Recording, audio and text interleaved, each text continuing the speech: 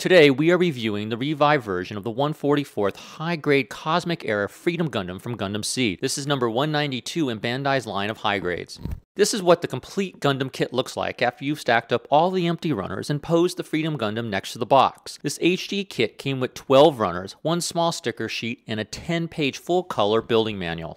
This is the third update of the 144th high-grade Freedom Gundam with all its new molded parts and joints. The first two versions were released in February of 2012 and June of 2003. This kit was released September 2015 with a price of 1,800 yen or 15 US dollars. This kit features all new runners and lots of articulation. I did panel line this kit using the Tamiya panel line black color. The wings and shoulder cannons have been remolded and now are more articulated and individually posable. However, with all of the improvements, this version of the Freedom Gundam is very unstable and you will find it difficult to pose with the wings attached. There are also major issues with loose pieces falling off as well. I found this kit to be very, very frustrating. With all the faults of this kit, this is the best HG Freedom Gundam Bandai has produced. With the improvements of the stickers, you can get the kit to look pretty close to the artwork on the box. The shield and head in the older kits required stickers and now have been replaced by colored parts, a vast difference. The proportions of this Freedom Gundam are more realistic and similar to the RG line. Thanks to Bandai's all-new double-jointed design in the arms and legs, you can create a more realistic poses that you could never do with the 2012 and the 2003 kit. Bandai should have included an action stand with this kit since the weight issue of the wings makes it almost impossible for the Freedom Gundam to stand up on its own.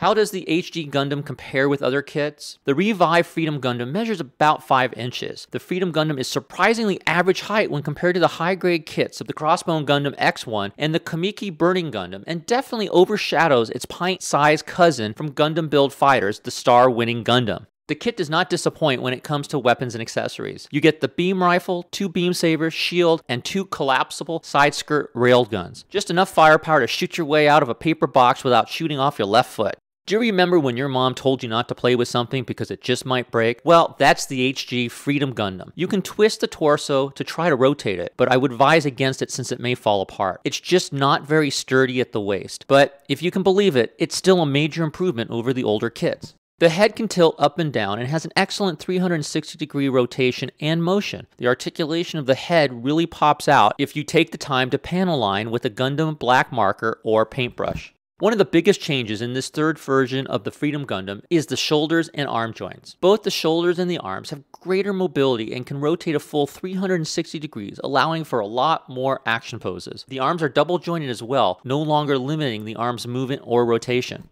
With the new double jointed arms, you can see the arm has amazing flexibility, which you could not get in the 2012 or the 2003 kits. This is how the railgun unpacks from the side skirts. There are 4 parts to the railgun to unfold. The parts easily unfold into one very large and stable weapon. On the back of the railgun, you will see that there is a socket that attaches to the side of the waist. It easily snaps into place. One loose piece that always falls off when you're trying to pose your Freedom Gundam is the V-fin. I would highly recommend to gluing the V-fin into place with plastic cement. With the wings taken off, you can lean the Gundam backwards or forward, giving a little bit of flex. The forward waist skirt can move up and down, but the side skirts cannot move. The legs are also double jointed and have a great range of motion and will give you a lot of flexibility, creating those action scenes from Gundam Seed. The revived line of HG kits really have amazing posability. It's very similar to the 144th RG kits. The beam saber handles are stored on the slots of the right and left waist skirts of the railgun. Just snap them right into place like this.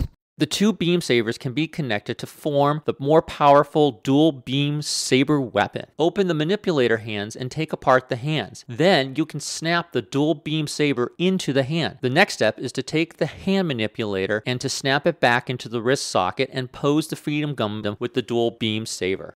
The wing and shoulder cannons are attached to a small backpack that attaches to the back of the Freedom Gundam. You will notice the nice articulation, how easy it is to pivot, rotate, and pose the wings. The backpack snaps into the 2 sockets right here. One problem that I've had with the wings is they do fall apart quite easily when you're trying to make any type of action pose. Bandai really messed up on this part of the Freedom Gundam big time. You need to have a lot of patience when it comes to this kit. One of the major differences and improvements in the Revive versions is the new moldings of the wings and shoulder cannons. The wings are more articulate and to scale than the 2012 and 2003 kits. The wings in the HG kits are very similar to those of the ones that are in the RG kit. The shoulder cannons are stored in between the wings, fold out and rotate. The shoulder cannons can be posed next to the head of the Freedom Gundam.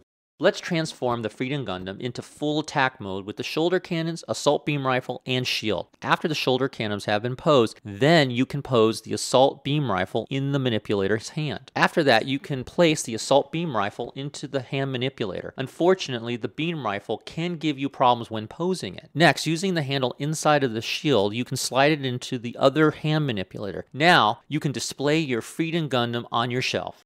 This is the very best high-grade Freedom Gundam Bandai has produced, and it has made major improvements over the older 2012 and 2003 kits. It's like tasting 3 awful cakes and picking the one that tastes the least worst. But with that said, I do like this kit the best, since Bandai has made it more like the RG kits, with a lot less parts. The Revive HD series is a big step up from the older HD kits and will still be a lot of fun to build. I hope you like watching my review video on the high-grade Freedom Gundam. I want to hear all your questions, comments, and suggestions on this kit or anything Gunpla, and thank you for watching my YouTube channel.